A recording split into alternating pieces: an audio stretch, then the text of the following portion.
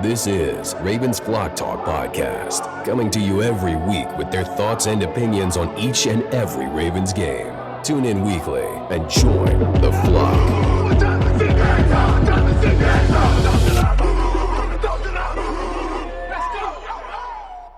This is Ravens Flock Talk. I am your host, Brandon, and my dad joins me as my co-host. And wow, what a game. I mean, this honestly, of all my years watching, for me, is a top 5 Ravens game I've ever seen. It was just back and forth and back and forth. And I know the title is a bit, deceiving in a way. It wasn't really aches and pains, but it's a play on words because TYLANol, I mean, he player of the moment. I won't say the game, but it was just so much back and forth. And the fact that we were able to keep up with the Rams and finish off like that, just incredible. I was jumping up and down. I was screaming. I was yelling. I was going through the highs and lows because not only, I mean, I get it, we're 9-3 in the moment of the game, but everything riding on the line, number 1 seed. You got some tough games coming up. You know, these are really your 2 easiest games. This game last week, and then Jacksonville coming up before you have to play Miami and San Francisco. So I was like really hoping that we could pull it out.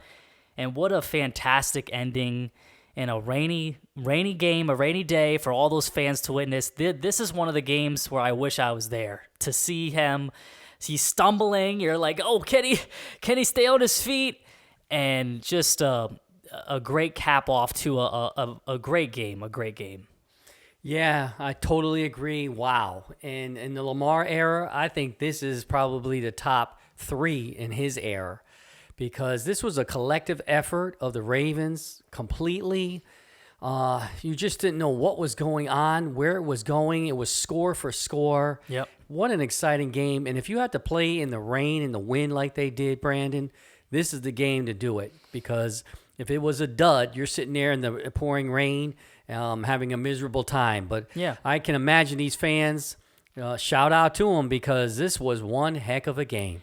It was very weird because usually with games with this kind of weather, it's low scoring. It's ugly. I mean, 31-37. I mean, and the fact of the matter is it was so wild too. At one point, the commentators, I forget who was commentating, but they said it's almost as if these two teams reversed roles. They reversed roles. Because the Rams are running the ball down our throat the first. I mean, they had like 7-8 runs in a row on the first drive, up the gut. And I'm like, oh, man, I mean, this is not a good sign. We can't stop the run.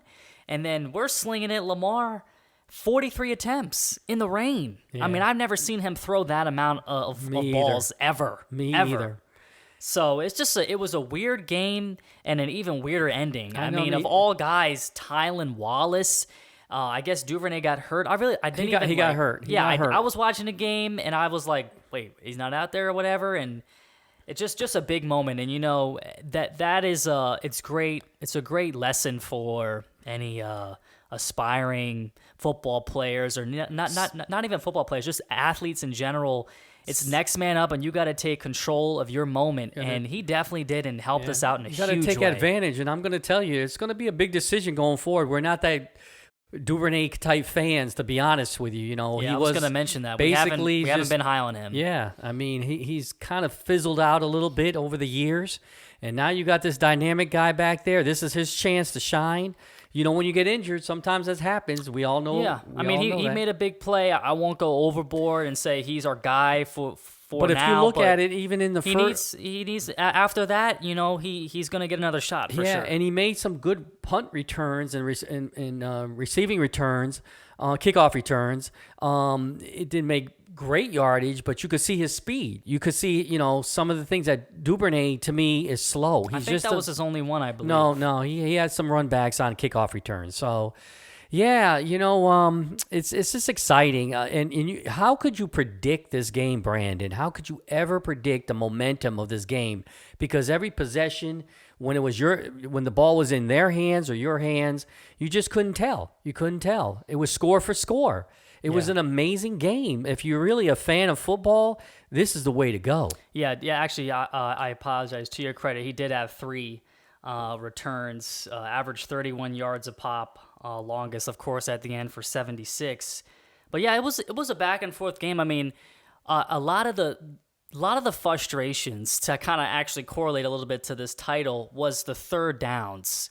You know, moments where we need to get them off the field. Stafford makes a miraculous throw and a miraculous catch. I mean, of all guys that wants to hurt us at various moments in the game, Demarcus Robinson, who didn't do really jack for us, had some big catches. Puka Nacua, who I know kind of well this year because he's on my fantasy team, laid out, diving on the sideline. I think that was a third down. The Cooper Kupp touchdown was a third down. Arthur Millette comes off this unblocked. I'm going, oh, he's going to get him. This is a sack.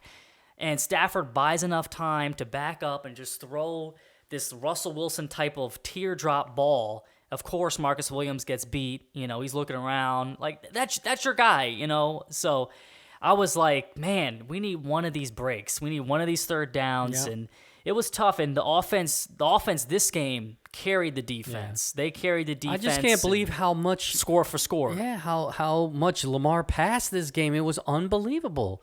It just did not look like the Ravens, but it worked in the end because it was working. we always say we got to score, right? And you got to score quick in this game because you couldn't run the clock out because of the way it was going. It was interesting because it was almost like that was the game plan from the jump. From the jump. Yeah. And it's like, as I say, you never know with Todd Monken now in this offense. Yeah. These are the type of games you're thinking, oh, this is going to be traditional Ravens ground and pound football, and we're airing it out. You know, you never know now what you're going to get.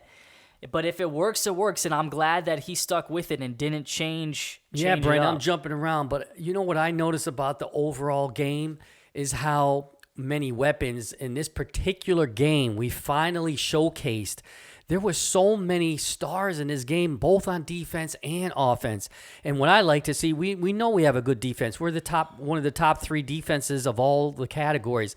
But the offense, it was nice to see. Well, listen, I will fight back on this in a sense. And we've seen it before this year. We saw it against the Seahawks, against the Lions. You're talking about the offense. Yeah, with various weapons involved. I know, but it's not consistent, right? Yeah. So what I'm saying is this particular game, you really showcased it. Even we're not a fan of Justice Hill, but he had some catches. Likely had some catches. OBJ. It was just across the board. Hill just had one, but no. But I'm saying at least they had somebody, everybody involved. But right? I mean, I would say too lately, who's been really shining is Beckham. Beckham. I mean, we've been waiting. I was waiting forever, and he's another one who was on my fantasy team, and I'm waiting, and I actually let him go. And of course, now when I let him go, he's been shining. I didn't know that, Brandon. These past 3-4 weeks, I'm like, dang, man. He's but he's had a breakout. This is what I consider his breakout game, right? He had a breakout game some weeks ago, you know. But this was the most because it was in critical situations and critical pass third down. So, you know, and then Zay Flowers, come on, guys, rookie of the year in my opinion, or you know, at least Pro Bowl. And, I mean, this guy he's the real deal. I'm so pleased to have him on our team. You know, he's got the speed, he's got the toughness, unlike Hollywood was when we picked him up. So, you know, and then, you know, I don't want to jump ahead, Brandon, but, you know, that fourth quarter, those two catches for touchdowns and extra points were just critical, just absolutely critical. And he came through, didn't drop any passes. You couldn't, and the interesting part with Zay was he was nowhere to be found in the first half. Everything he did was in the late third and then in the fourth quarter when we really needed it. That's when you know somebody's a professional. Yeah. I was just looking as you were talking, and I agree with everything you say. I mean, Zay Flowers, what a way to come up big, especially when Andrews is out. I mean, that's the concern I've been having with Andrews out is like, you know, he's Lamar's safety net. Who's going to be that guy? And it's weird having Zay Flowers as that guy because of how small he is. But, man, he's reliable. He's tough. Makes plays. He's explosive. He likely had some nice catches in this game, too. I mean, wide open, the first touchdown, wide open. And then later he got a nice catch for a first down that was critical. I did mention to you the one thing I do like about Likely more than Andrews is his speed. He's a much faster than Andrews. He's almost got like a big wide receiver type of body. Like I feel like he's more agile, whereas Andrews is more burly and I'm just gonna run over, or as he used to do, jump over guys a lot. But like Odell, he had a big breakout game against Cincinnati on that Sunday night game, the home game. That was his first over 100-yard game. But this game, with that touchdown too, it makes his numbers look a little bit better. But I'm glad, that he's now catching his stride. Him and Lamar seem to finally get on page because we were waiting for that. And it's nice to see that it didn't take much time for Lamar to get on the same page with Zay. Yeah. So now you got these two receivers that Lamar has confidence in. The only one that's missing out is, of course, Bateman. I just don't think they have that connection. I was disappointed in him. I was really upset when Lamar threw the deep ball. And I get it. And it was in between Bateman and Zay. They were both in the same side of the field, and that just shows you how off. It was a very long ball, and Bateman's running, and he just stops. He stops running, and then he looks up, and then he's got to catch up speed. He quit on the play. Yeah. And we've seen that from him before in previous years on these deep balls, and I want to see a deep ball to Zay. We brag about his speed, but we never see him go down the field, for a long ball. Like a fly pattern or something. Yeah, I get Lamar's accuracy downfield is not been good at all. My shout out to my friend Nick, who always says, Lamar's deep ball, he's got to work on it, and I agree. But man, that could have been his first big one this year, and it was disappointing to see Bateman just kind of give up on the play. Come to think of it, I haven't seen him really catch a receiver in stride down the field like that for a big play. Even OBJ, when he caught that ball, he had to turn around and twist around both catches he did. But what I love about the touchdown was underthrown a little bit. Yeah, what I love I know, and he slid into the end zone. Yeah. But OBJ, what I love about him, Brandon, is his hands, and that has always been his forte. He does not drop the ball, and when you need somebody in the red zone or a critical situation, his hands are beautiful, man. And if he got a slant pass, his speed is still good. He can really hurt you. And this game, just from an overall perspective, right? The Rams are kind of meshing well these last few weeks. I kind of correlate them to like Houston Texans, or maybe Green Bay's been kind of meshing well. Denver has been really picking up stride. So they were kind of in that vicinity to me. And this could have been a trap game, really. I mean, they have weapons, Puka, Stafford, Cooper Kupp, and this running back, man, I mean, 25 carries, 114 yards, averaging 4.6 yards a carry. He was getting 5 yards a pop. Hey, Stafford is a consistent quarterback, maybe in the top 10 in the NFL. Because, I did think we were going to win, but this game was I knew it was going to be tough, Yeah. But it was so surprising to me in the rain. All the bet people and websites, everybody had it under, These two teams were supposed to battle it out defensively in the rain, in the wind.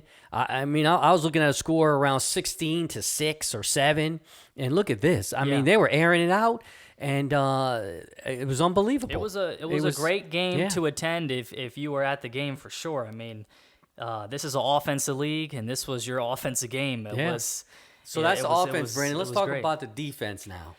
Yeah, I mean, one last thing on the offense is I can still say this every week. I still would like to see Mitchell with more carries. I mean, 9 carries, 54 yards, average 6 yards a carry. His longest was 27. I just feel like, he reminds me of when we first were introduced to Ray Rice or J.K. his rookie year. And it's like, you have a guy, you're not paying anything. There's no really risk if he gets injured, and you don't want him injured. Of course, you don't want him injured at all, but you're not paying him big bucks. This was a game that you could have fed him a lot more. Like I said, he should have at least 15 carries a game. Brandon, obviously it wasn't in the game plan. I get it, but look, he was getting substantial yardage too. I mean, you could have beat him both ways. I mean, it was at your disposal, and I just mentioned that because I haven't seen Moncton really cater to him as much as I would like to see. I'm coming to the realization that Moncton wants Lamar still running, instead of the running backs almost. I mean, he has some design runs. He's scrambling. I'd like to just see him scrambling, and he did a heck of a lot of that in this game. Yeah, no design runs. No design runs. Another thing too you see is Gus's carries have been dropping, and he hasn't been producing as much. So that's why I'm saying now you got to rely on Keaton a little bit more now in terms of the run game. But think about, I mean, I'm just my opinion. No, I agree, and I'm flabbergasted of the plan with Todd, because this is rain, mud, bad conditions. This is Ravens territory here. Gus and Mitchell. This is their game. Yeah. But from the start, they didn't get them in the game. So that just tells me, I think a little bit, that the game plan did not involve the running backs. Yeah. So I don't know. Weird. I don't know. Even Weird Nelson game. Aguilar, I didn't even know this. 5 catches, 32 yards. I mean, we never see him with 5 catches. And you know what's funny is we were when really I was watching some everybody replay, had the ball. Yeah, that's what I wanted to say. I was watching replays. But Bateman has 2 catches again. I told you he's a 2-catch guy. If he has 4 or 5, it's going to be a miracle. I haven't seen it yet. But I'll say that's what I meant by spreading the ball around. Everybody touched it. Everybody, Aguilar, Bateman, everybody. So that's kind of like, think about the other side, the defense. How are they going to handle that when you got so many people? Yeah. And I love the fact that Lamar did spread it around, and with his athletic talent, and you had the threat of his legs. I mean, the one play where he runs into his own offense line, he's turning around, and then he finishes out with a first down on that. I mean, that should have never happened. But that's what you get when you have Lamar. Some of his plays, because of athletic ability, ran 16 seconds and 10 and above seconds, which is unheard of, in a play for a quarterback. Yeah. And so that just shows you his athletic ability. And I'll say to the Ravens, thank goodness we got him, because that's a weapon you don't count on, you can't rely on except for him. Yeah. I mean, no other quarterback that I know in the league, and you mentioned it last week, Brandon, Josh Allen and who else was mobile? It was Jalen Hurts. Even Kyler Murray, if you want to throw him in. Throw him in the mix, but as terms of number one, in terms of athletic ability, there's no doubt about it. It's him. Yeah. It's Lamar. Yeah, so, I mean, moving on to the defense, again, big game from Roquan. He had a crucial third down stop, big hit to force them to punt the ball. That's what you want to see from your middle linebacker, just a sure-handed tackler. He's just consistent. That's what you love about him. That people don't understand how critical that was. As soon as you mention his name, that's the only play that sticks in my head, because I think it was Brandon Stevens who slowed him up. It was a corner. It was Brandon. It was Brandon Stevens, I think. But listen, Brandon Stevens has been really good. He had a good game. I'm just saying. Really good. But He's he a was sleeper. but Roquan was right there on that play. And it reminds you. We hate to keep saying it, but he reminds me of so much of Ray Lewis, being at the right place at the right time, physical and knowing the situation.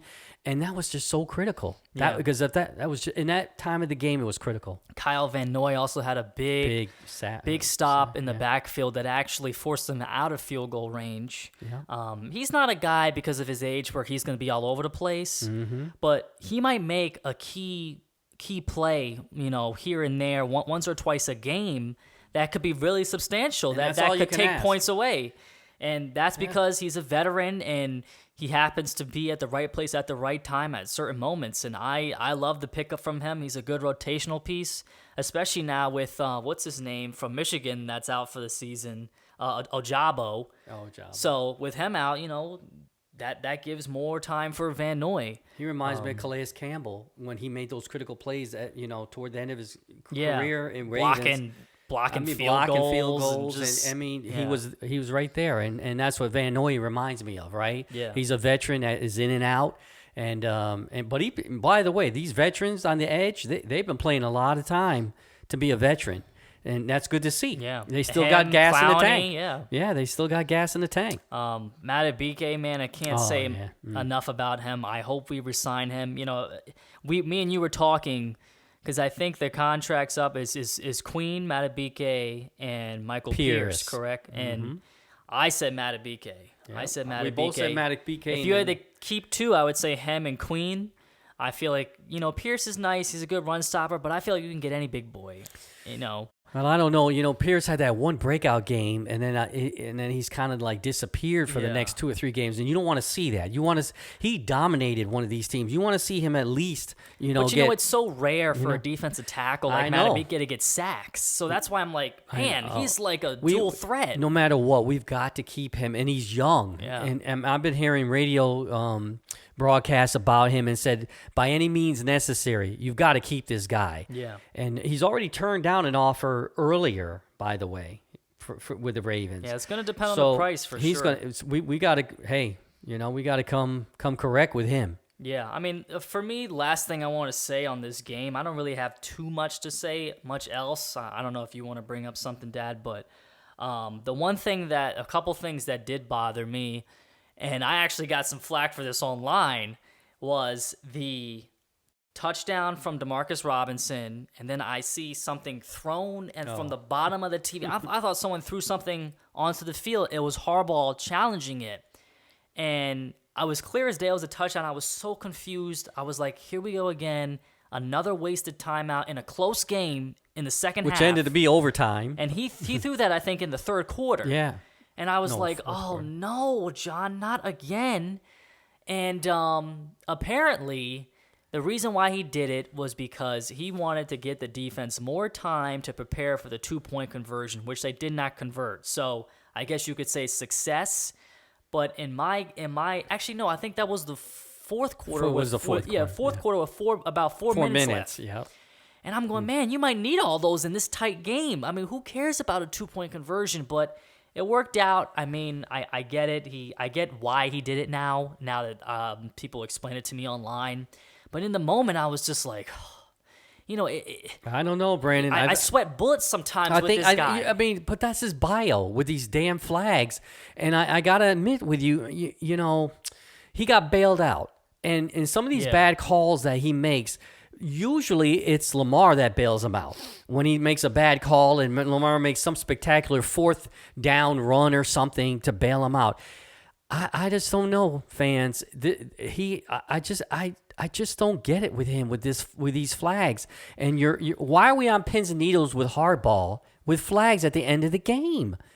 And managing the clock all the time. I mean, there's been so many podcasts that we have had where it comes down to a flag or a 4th down in inches or 4th down in 2. And I think I've said this before, the knock on Mike McCarthy in Dallas is his clock management, his time management. Yeah. But the difference between him and John is now Mike calls the plays. He's calling every single play for Dak Prescott. Right. What does John Harbaugh do? Why is he That's such all you have to really manage, That's what John. I'm saying. Is You're the supposed is to the be clock. the rah-rah guy, call timeouts, and call a challenge at the right moment of time. That's it. You're not calling the plays. So that's why me and my dad, for anybody that's watching, why we're so critical on John sometimes. And because it's like, if you didn't have the talent that you do have, like if you're coaching the Jets, for instance, you're not looking so good. You're not looking so hot as this top tier head coach. So I feel like a lot of times he gets bailed out and makes unnecessary risks. I don't want to beat a dead horse, but think about the fact that this game and the flow of the game was each time somebody had possession of the ball, they scored. So as a coach, it's so critical to save those timeouts at the end of the game. First half, I'm not that concerned. Me and Brandon aren't concerned. And it was at the end, but I'm thinking you might need a 2-minute drill to win the game. Yeah. Last drive. I mean, think about it. It went to overtime. That says it all. I mean, going, in the future, what happened at that time, who thought it was going to overtime? Exactly. So I think, anyway, with Harbaugh, what can you say? It just seems to be his bio. And one thing you mentioned, too, is just before overtime, right? I mean, miraculous play by Lamar on the throw to Zay to get the touchdown. We got screwed over by the refs, saying he got sacked. Yep. It was a little bit of space between his knees and in the ground. To me, it was an incomplete pass, a throwaway, whatever. 3rd and 17. I had no confidence. I said, we're done. They screwed us. So he gets that. Zay, and he actually didn't hold on to the ball the entire time. I was afraid they were going to say, he didn't maintain possession. And then the 2-point conversion, Lamar evades a guy. He actually gets tackled at the knees, throws it in the right, only where Zay could get it. I was At that point, I was going nuts. I So- was like, "Oh my gosh!" I'm screaming. I'm like, "What a freaking play!" So Brandon, we Just didn't, such a baller. We didn't give props to Lamar. I just did. No, I'm saying, during this whole time. Well, I mean, we he did. We're he- saying his. he- He's I just, mean, he was just spectacular. In this game. I mean, we've been absolutely saying spectacular. We've been saying it. It's just. Did he have an interception at this? No, I don't think he had an interception. He did have one interception. I think it was early in. He could have had a early in- couple of them. He got lucky. couple but- of them were tipped and just happened to. But when you think of how fall the right many way. times he passed the ball, you're jeopardizing that stat. It's so weird to see now because just 2, maybe 3 years, definitely 3 years ago, you don't want him throwing that. No. You don't have no confidence in him, and So what- for people that say the haters that still say he's a running quarterback, please, Yeah. at this point, like you're just like not with the times. You are delusional at that point. Well, Because he can throw. He can throw, And I'm not and- as worried when he drops back now. yeah, you and he's know? become. Here's the deal with him. To me, he has to become more accurate. Okay, and once he does that, it's going to be deadly. Oh, yeah. And they won't be talking about With the Patrick. deep balls, They too. won't be. Yeah. I'm saying everything. I'm just saying, too, but like if he really gets that down, watch out. And because nobody will be talking about Patrick Mahomes then, because he has so much more dynamic athletic ability than Patrick Mahomes. If he gets that throwing down along with everything, so it's crazy watching the league, right? We just watched last night, Miami. Thank you, Tennessee, for keeping us first in the AFC. Who would have thought? Yep. After those 2 blunders back to back, if they're down 14, I said no way, and they pull out the win. But look at how Tua was when Tyreek got injured and not on the field. Yep. I mean, come on, And again, for him, we don't have a guy like Tyreek. I mean, I get Zay is great, but he's no Tyreek Hill. Yep. Right. Yep. No. So it really shows you. I mean, Tyreek leaves Mahomes. Speaking of Tyreek, leaves Mahomes. They have receiver issues. Travis Kelce's old. The Chiefs are not the Chiefs of 2 years ago. So I mean, if you take Kelce out of the formula for Kansas I City, know, they're not the forget same about it. team. You're They're not the afraid same of him. team. You're Yeah. not afraid of him at all. Even Kittle, they could say the same thing about us with Andrews, right? Because that was Lamar's go-to.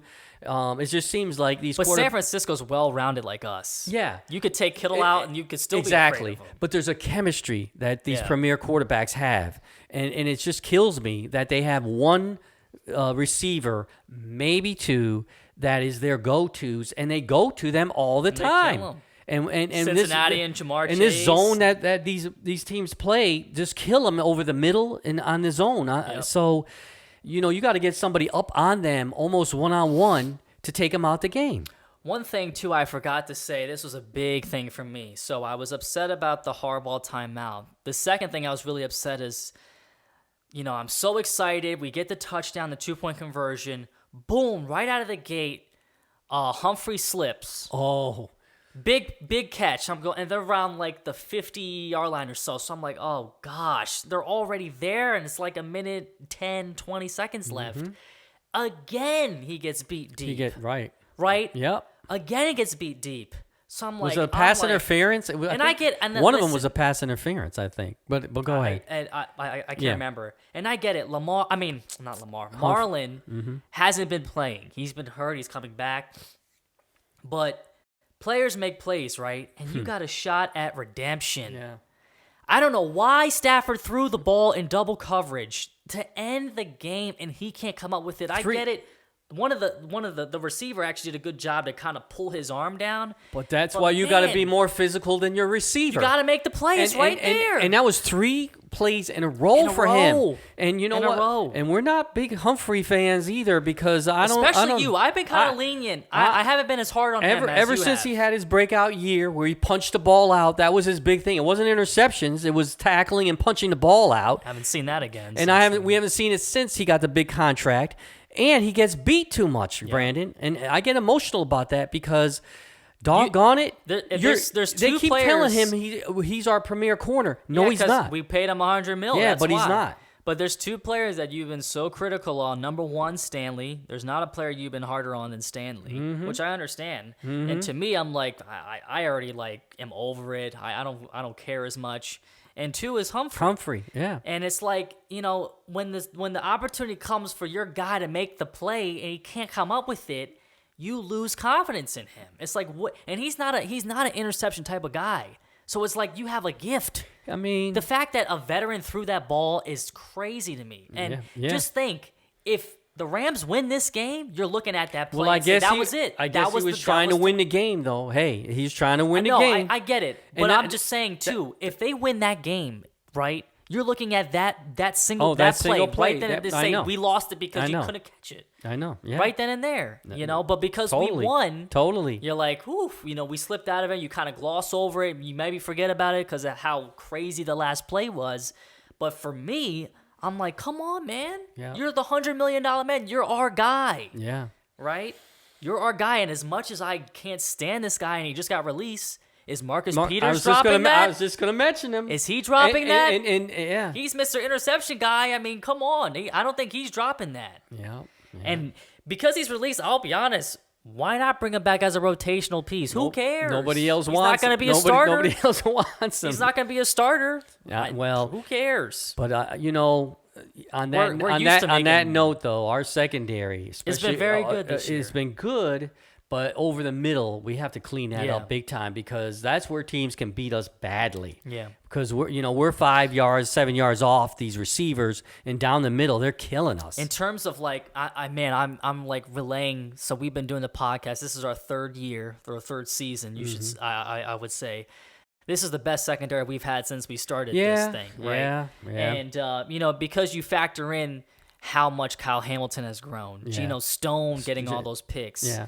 Now the guys lacking is our veterans in Humphrey and Marcus Williams. Exactly. It's like, man. Exactly. Who would have thought? So Brandon Stevens is stepping up, and I can't say enough about Kyle Hamilton, by the way. Yeah. And now I heard he practiced today. This is Wednesday. Yeah, that's a good sign. sign. That's a good sign because we need this guy. And what a factor he has been. It's incredible for his growth from last year to this year. It's unbelievable. Yep. But that's all I can say, Brandon. I'm just going to give a few shout outs before you close. We're out and about in the street, and some shout outs to some of our friends and family that have been watching the podcast. Nisha, shout out to you. Big Reggie, shout out to you. Had a lot of fun at your parties. Both of them had some parties this weekend and that last week that I attended, and listening to our podcast. I really appreciate everybody that listens. Yeah, we appreciate it. Please tell a friend, subscribe, put a comment down. We appreciate any and all support. Last thing I'll say too is, we didn't have a podcast last week. We're kind of late on this episode, but we couldn't have asked for a better bye week. Oh my gosh! Steelers losing twice to two 2-10 teams. I mean, we are in a phenomenal position. Miami lost last night. We're still holding on. And now we got Sunday night next week against Jacksonville. And, is Lawrence beat up? I don't know how healthy he is, but they lost 2 in a row. They're not looking too hot. So the destiny is in our hands I love the fact that for this case, and Kansas City lost twice in a row too. Exactly. But I love the fact it's in Jacksonville because of the weather. Oh, yeah. Right? So you don't have any chance of bad weather. I won't say any chance, but it could be rain. Yeah. But you don't have snow and cold to deal with. I think this is a premier game. Trevor is not at 100%. Yeah. We're sitting pretty. We're sitting right pretty now. right now, and if everybody gets healthy this week with our team, I feel real good about going into Jacksonville in a very. We're on a 3-game win streak with Cincinnati, Chargers, and the Rams. It seems like we're hitting our stride at the right moment, just before playoff time. And after this Jacksonville game, we'll see.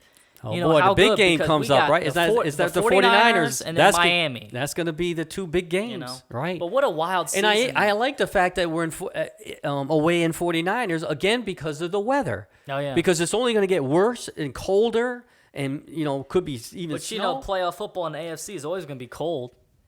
It's always going to be cold, unless you're in Miami. But what I'm saying in prior years, when you look at New England, Kansas City. Yeah, but I'm saying we're going over to San Francisco. I know. I'm saying in terms of the playoffs, though, for AFC, it's always always cold. cold. Oh, yeah. Well, I want them to be in the cold, not us. Yeah, it's always cold.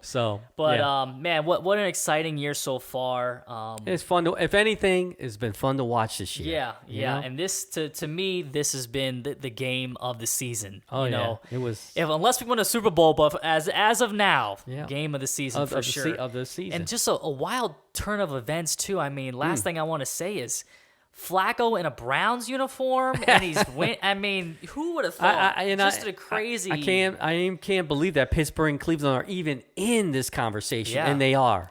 And Cincinnati. But the thing is we always say our division is the best in the league. Yeah. You know, Thank God that find ways to win. we have won in our division like we have. Yeah. Because we got Pittsburgh. If push comes to shove, and we got to beat Pittsburgh in January, so be it. Yeah. All right, so be it. Let's go for it. Yep. So, 2 back-to-back games Sunday night. We will try to record on Monday, get this to you as fast as possible. But let's hope all for the best, injury-free, and another win in Jacksonville.